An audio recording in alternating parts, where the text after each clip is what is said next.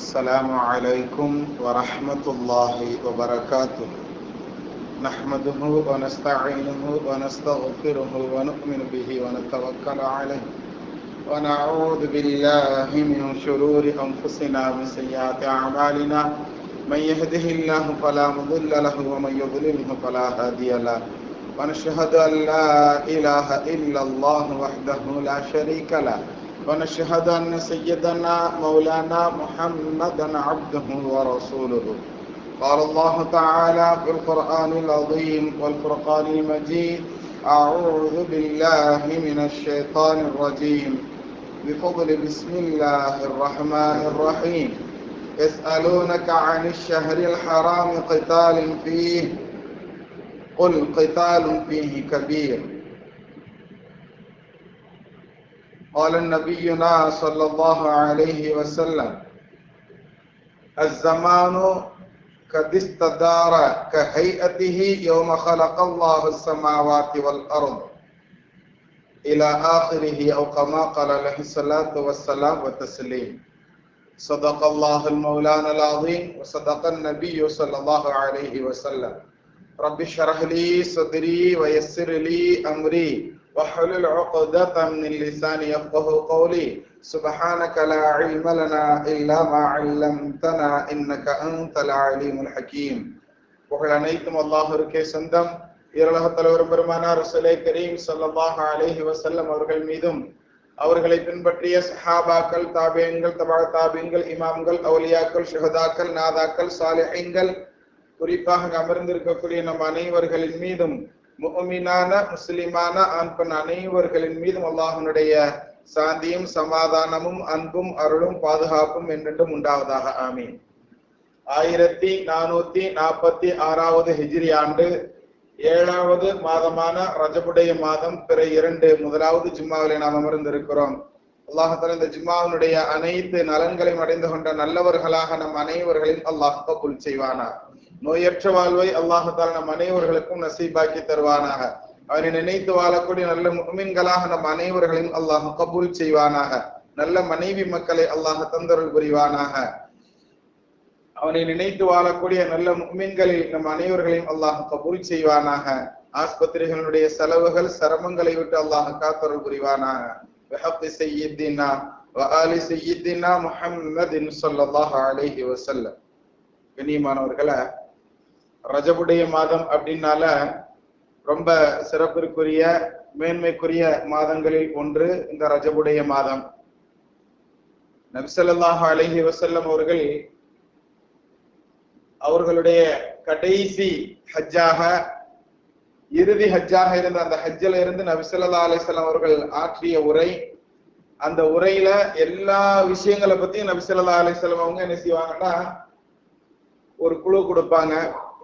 எல்லா விஷயத்தை பற்றியும் அந்த உரையில ஒரு பேச்சு பேசி இருப்பார்கள். அப்படி பேசும் பொழுது அவர்களுடைய அந்த செய்திகளில் ஒன்று இது: அஸ்ஸமானு கதிஸ்ததார கஹைஅதிஹி யௌம கலகல்லாஹு ஸமாவாதி வல் அர்த்.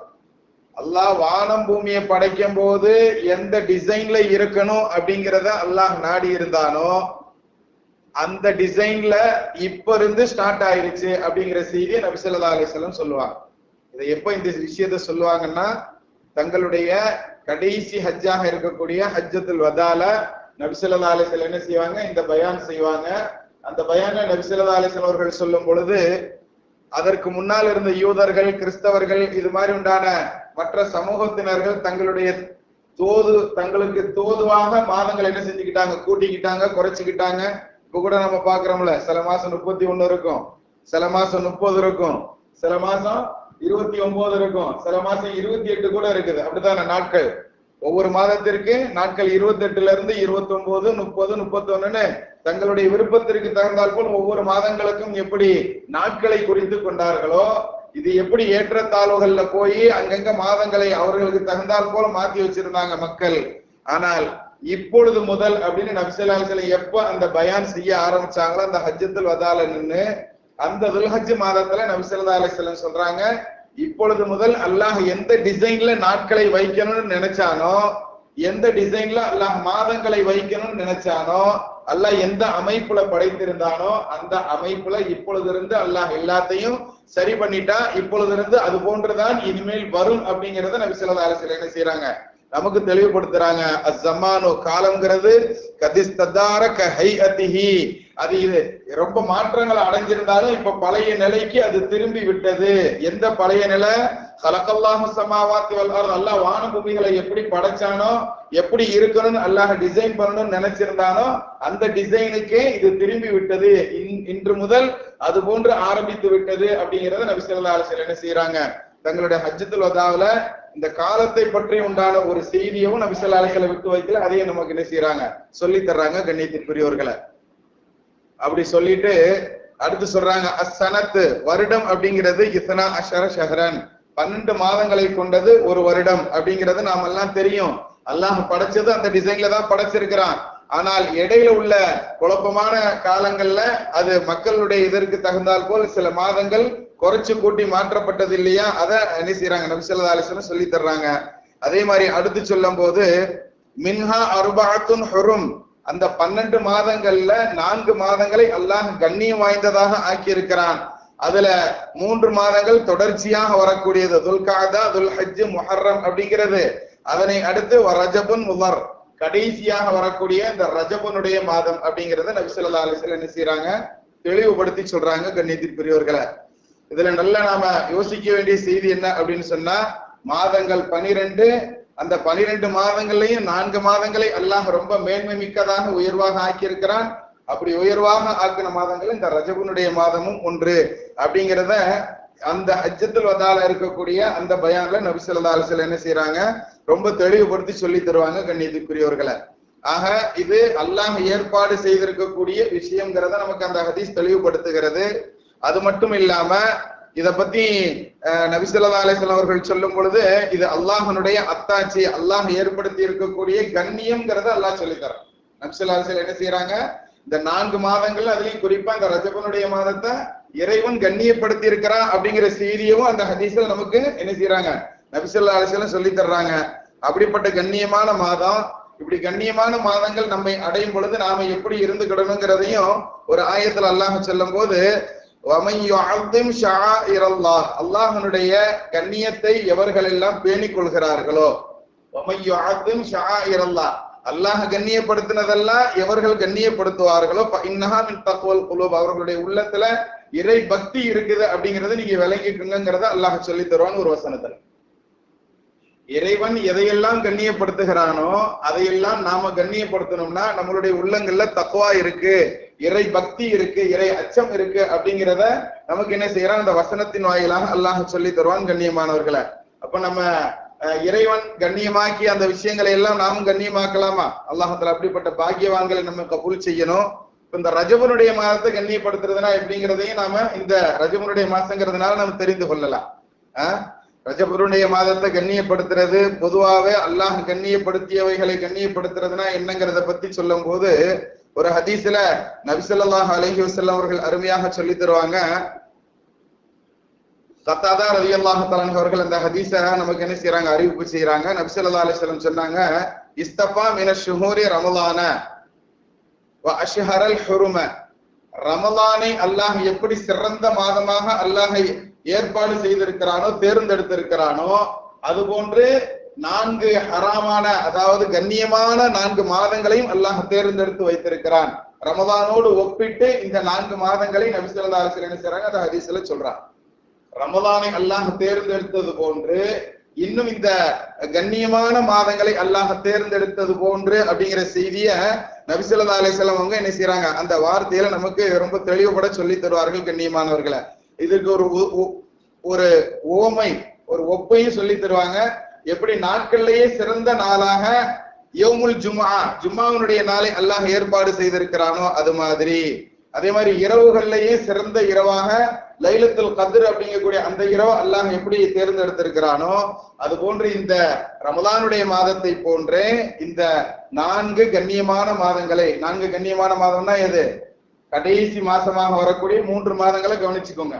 அதாவது துல்காதாங்கிற 11வது மாதம், துல்ஹஜ்ங்கிற 12வது மாதம், முஹர்ரம்ங்கிற 1வது மாதம், இந்த 3 மாதங்களை அல்லாஹ் கண்ணியப்படுத்தி இருக்கிறான். ஏன் இந்த 3 மாசத்தை கண்ணியப்படுத்தினா அப்படின்னு சொன்னா, அந்த 3 மாதங்கள் ஹஜ்ஜினுடைய காலங்கள் அப்படிங்கிறதுனால நம்ம கவனத்துல எடுத்துக்கிடணும். ஹஜ்ஜுங்கிற அந்த 12வது மாதம் ஹஜ்ஜி செய்யக்கூடிய ஹாஜிகள் ஹஜ்ஜி செய்ய போகணுங்கிறதுக்காக வேண்டி உண்டான மாதம்.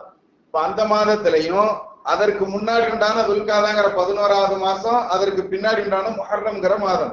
ஆக இந்த 3 மாதங்களை அல்லாஹ் கண்ணியப்படுத்தினா, அது இல்லாம இங்க தனியாக இருக்கக்கூடிய 7வது மாதமான ரஜபனுடைய மாதத்தை அல்லாஹ் கண்ணியப்படுத்தி இருக்கிறான்.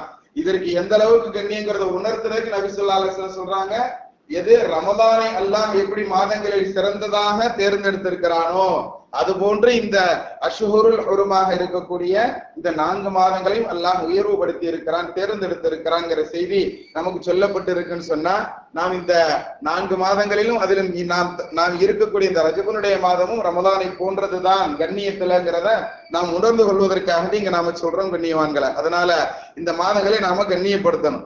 எப்படி கண்ணியப்படுத்துறது அப்படிங்கறத நாம பார்க்கும் பொழுது அல்லாஹ் ஒரு வசனத்துல இப்படி சொல்லுவான், யஸ்அலூனக, நபி உங்களிடத்துல அந்த மக்கள் எல்லாம் கேட்கிறார்கள், அனிஷ் ஷஹரில் ஹராமி கித்தாலின் ஃபீஹ், எந்தெந்த மாசத்துல எல்லாம் சண்டை போடலாம் அப்படிங்கறத பத்தி உங்கள்ட்ட கேட்கிறாங்க. குல், நீங்க சொல்லுங்க நபியே, கித்தாலுன் ஃபீஹி கபீர், அந்த கண்ணியமான மாதங்களில் சண்டை பிடித்துக் கொள்வது அப்படிங்கிறது வெறும் பாவத்தில் உள்ளது என்று நீங்கள் சொல்லுங்கள் நபியேன்னு சொல்லி அல்லாஹ் தஆலா என்ன செய்யறான், அந்த வசனத்துல நபி ஸல்லல்லாஹு அலைஹி வஸல்லம் அவர்களுக்கு ஒரு விஷயத்தை சொல்லி தர்றான். என்ன விஷயம்? எப்ப சண்டை போடலாம், எப்ப சண்டை போடக்கூடாது அப்படிங்கறத சொல்லி தர்றான். அப்படித்தானே? நாமெல்லாம் கேள்விப்பட்டிருப்போம், அரபியர்கள் ஆரம்ப காலங்கள் முதலேயே சின்ன விஷயத்துக்கெல்லாம் சண்டை போட்டுக்கிடுவாங்க. மௌத்தா போகும்போது கூட என்ன செய்வாங்களா, எப்பா இந்த வீட்டுக்காரன் இந்த குடும்பத்துக்காரன் நம்ம பக்கத்து வீட்டுக்காரன் நம்மளுக்கு ஆகாதவன், அவனை விட்டுறாத அப்படின்னு வசியத்தா செஞ்சுட்டு மரண சாசனமாக செய்து விட்டு மௌத்தா போவானா. என்ன காரணம்னு தெரியாம இவனும் சண்டை போட்டுக்கிட்டே இருப்பான், புள்ள காரணம்.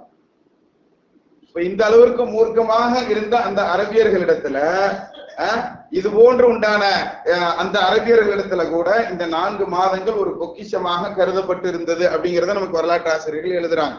அப்ப இஸ்லாம் வந்ததற்கு அப்புறமும் இந்த கண்ணியம் தொடருதா, அந்த 4 மாதங்கள் அது மாதிரி தான் இருக்குதா என்னங்கிறத பத்தி சஹாபாக்கள் அதுலயும் சில நபர்கள் விசாரிக்கும் பொழுது அல்லாஹ் இந்த வசனத்தை எழுதுறான். எப்படி அல்லாஹ் இந்த வசனத்தை இறக்குறான்னா, அந்த ஆரம்ப காலங்கள் முதல் எப்படி அந்த 4 மாதங்கள் கண்ணியமாக போற்றப்பட்டதோ அதே 4 மாதங்கள்ல இனிமேலும் நீங்க என்ன செய்யாதீங்க, சண்டையிட்டு கொள்ளாதீர்கள், சண்டை போடாதீங்க.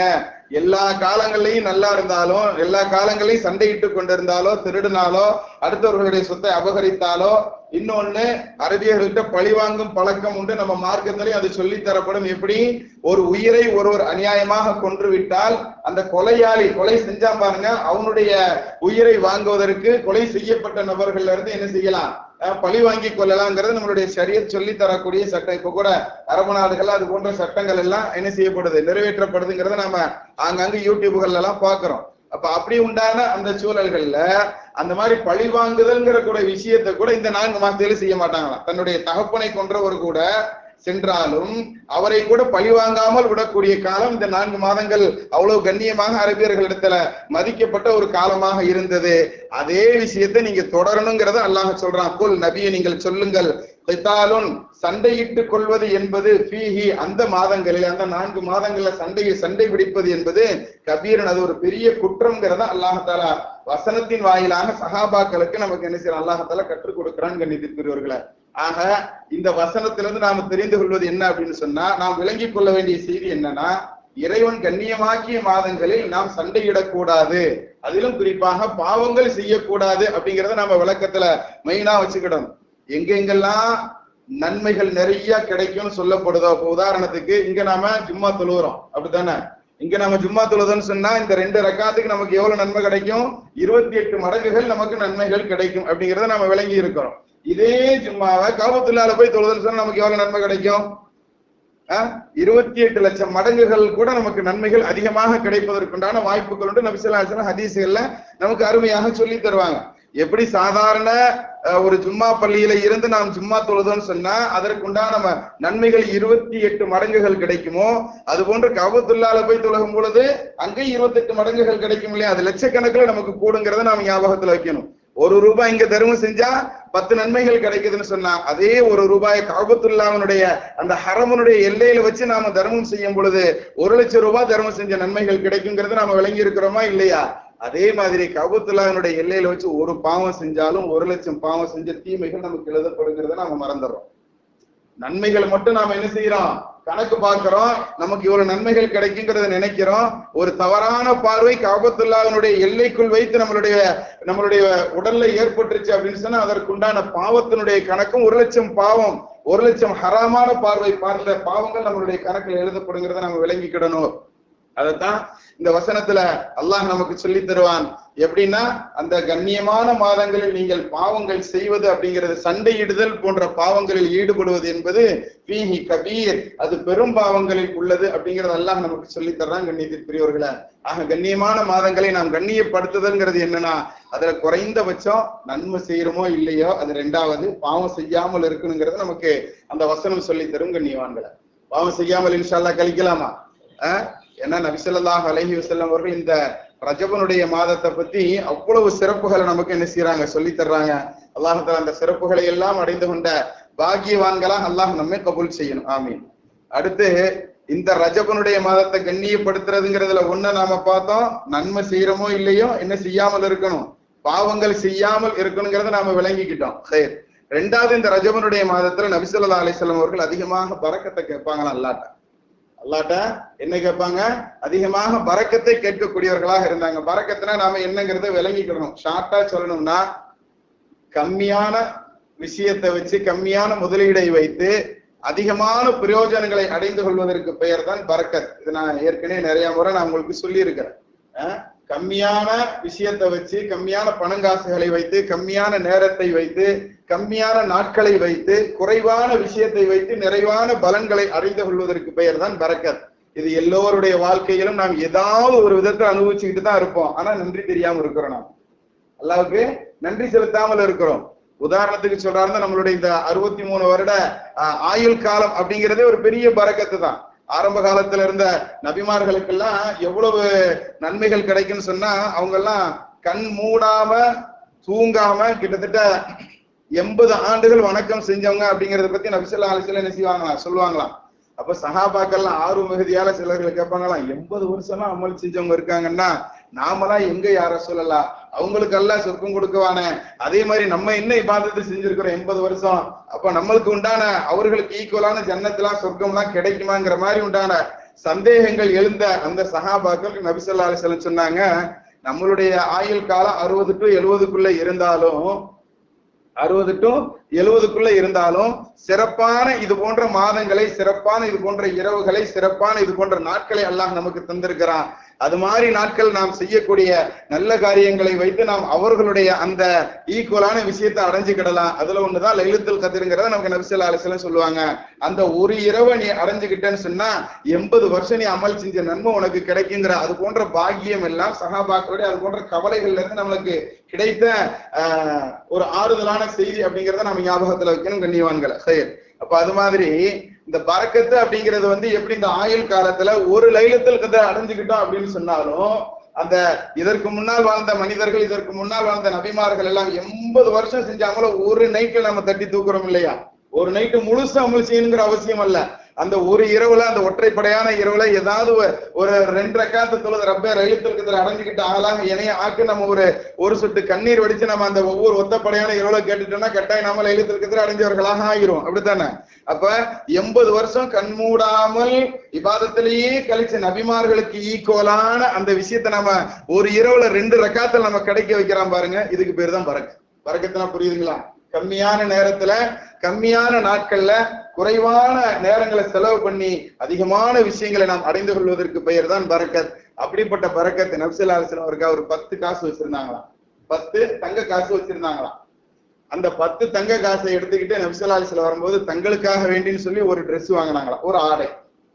அப்ப ஒரு அன்சாரி தோழர் ஒருவர், அல்லாஹ்வுடைய திருத்தூதர் ரொம்ப அழகாக இருக்குது அப்படின்னு சொன்னாங்களாம். உடனே நபி ஸல்லல்லாஹு அலைஹி வஸல்லம் அந்த ஆடையை கொடுத்துட்டாங்க. நபிட்ட எனக்கு பிடிச்சிருக்கு, ரொம்ப சூப்பரா இருக்கு அப்படின்னு சொல்றாங்கன்னா அது உடனே என்ன செஞ்சிருவாங்க, சூப்பரா இருக்குன்னு சொன்ன நபருக்கு என்ன செஞ்சிருவாங்க, நபி ஸல்லல்லாஹு அலைஹி வஸல்லம் கொடுத்துருவாங்க. இது அவங்களுடைய பழக்கம். மிச்சம் எவ்வளவு 4 காசுக்கு அந்த ஆடையை வாங்கினாங்க, அதை அப்படியே என்ன செஞ்சுட்டாங்க, கொடுத்துட்டாங்க. 2வது 4 காசை வச்சு தங்களுக்குன்னு இன்னொரு ஆடையை வாங்குறாங்க நபி ஸல்லல்லாஹு அலைஹி வஸல்லம். அந்த ஆடையை என்ன செய்யறாங்க, நபி ஸல்லல்லாஹு அலைஹி வஸல்லம் கொண்டு வரும்போது ஒரு அடிமை பெண் என்ன செய்யறாங்க, ரோட்டு ஓரமா உட்காந்து அழுதுகிட்டு இருக்கிறாங்க. எதுக்காக வேண்டியமா அழுதுகிட்டு இருக்கேன்னு கேட்கும் போது 2 காசுகள் கொடுத்து என்னுடைய எஜமானர் ஒரு பொருளை வாங்கிட்டு வர சொன்னாரு, நான் அந்த 2 காசை தொலைச்சிட்டேன், என்ன செய்யன்னு தெரியலன்ட்டு அழுதுகிட்டு இருக்கிறேன்னு சொன்னாங்க. இப்ப நபிட்ட எவ்வளவு 10 காசுல 8 காசுகளுக்கு ஆடை வாங்கிட்டு மிச்சம் 2 காசு இருக்கிறதுனால அந்த 2 என்ன செய்யறாங்க, 2 தங்க காசையும் எடுத்து அந்த பெண்ணிட்ட கொடுத்து, இந்தாமா இதை வச்சு உன்னுடைய எஜமானரா நீ என்ன செய், திருப்திப்படுத்தி அவங்க என்ன வாங்கிட்டு வர சொன்னாங்களோ வாங்கிட்டு போங்கிறான். திரும்ப அந்த பெண்மணி அழுதுகிட்டே இருந்துச்சான். எதுக்காண்டிமா அழுகுறேன்னு கேட்கும் போது நபி ஸல்லல்லாஹு அலைஹி வஸல்லம் அந்த பெண்மணி சொன்னாங்களா, அவங்க கொடுத்து விட்டு ரொம்ப நேரம் ஆச்சு, எதுக்காண்டி இவ்வளவு நேரம் கழிச்சு வந்தேன்னு சொல்லி எதுவும் என்னைய திட்டுவாங்களோங்கிற பயமாக இருக்கிறதுங்கும் போது, சரி வா நான் சொல்றேன் உனக்கு ரெக்கமெண்ட் பண்றேன்னு சொல்லிட்டு அந்த பெண்மணியை கூப்பிட்டு போய் என்ன செய்யறாங்க, நபி ஸல்லல்லாஹு அலைஹி வஸல்லம் அந்த வீட்டினுடைய எஜமானர் இடத்துல விஷயத்தை சொல்லிட்டு அந்த பெண்ணை கண்டிக்காதீங்க, இதுக்கு மேல அந்த விஷயத்துல அவங்களுக்கு என்ன செய்யுங்க ஃப்ரீனஸ் கொடுங்கிறத நபி ஸல்லல்லாஹு அலைஹி வஸல்லம் ரெக்கமெண்ட் பண்றாங்க. நபி அவர்கள் ரெக்கமெண்ட் பண்றதை பார்த்த உடனே அந்த வீட்டுக்காரர் என்ன செஞ்சாரு, இந்த பெண்ணையே உரிமை விட்டு விட்டார். நீ இதுவரைக்கும் நீ அடிமையாக இருந்தாய், இனிமேல் நீ அடிமை கிடையாது, நீ சொர்க்கவாசியாக, நீ சுதந்திரமாக நீ என்ன செஞ்சிரு, உன்னுடைய வேலைகளை நீ தேர்ந்தெடுத்துக்கிடலாம், நீ சுதந்திரமான பெண்ணுங்கிற அது போன்ற உரிமை விடக்கூடிய ஒரு விஷயத்த நபி அவர்கள் காதால கேட்ட உடனே சொன்னாங்க, இந்த 10 காசுல அல்லாஹ் எவ்வளவு பரக்கத்து வச்சிருக்கான் பாத்தீங்களா, எனக்கும் ஒரு ஆடையை கொடுத்தான், என்னுடைய தோழர் அன்சாரிக்கும் ஒரு ஆடையை கொடுத்தான், மேலாக ஒரு அடிமை பெண்ணுக்கு உரிமையும் அல்லாஹ் வாங்கி கொடுத்தான், இதுதான் பரக்கத்துங்கிறத நபி ஸல்லல்லாஹு அலைஹி வஸல்லம் சொன்னாங்க. கண்ணியவான்களை, ஆக கம்மியான விஷயங்களை வைத்து அதிகமான நாம் சாதிக்க முடியாத விஷயங்களை எல்லாம் சாதித்துக் கொள்கிறோம்னு சொன்னா, கம்மியான வருமானத்தை வச்சு கம்மியான மாத சம்பளங்களை வைத்து நம்மால் சாதிக்க முடியாத விஷயங்களை நாம் சாதிக்கிறோம் சொன்னா இதுதான் பரக்கத்து. கண்ணியத்திற்குரியவர்களே, அப்படிப்பட்ட பரக்கத்தை நபி ஸல்லல்லாஹு அலைஹி வஸல்லம் அதிகமாக கேட்ட மாதம் இது. இந்த மாதங்களிலிருந்தே நாம் அதிகமாக கேட்டால்தான் ரமலானில் அதிகமாக நாம் அமல் செய்ய முடியும். அது போன்ற பாக்கியத்தை அடைந்து கொண்ட நல்லவர்களில் அல்லாஹ் நம்மை கபூல் செய்வானாக. பிஹக்கி ஸய்யிதினா வ ஆலி ஸய்யிதினா முஹம்மதின் ஸல்லல்லாஹு அலைஹி வஸல்லம்.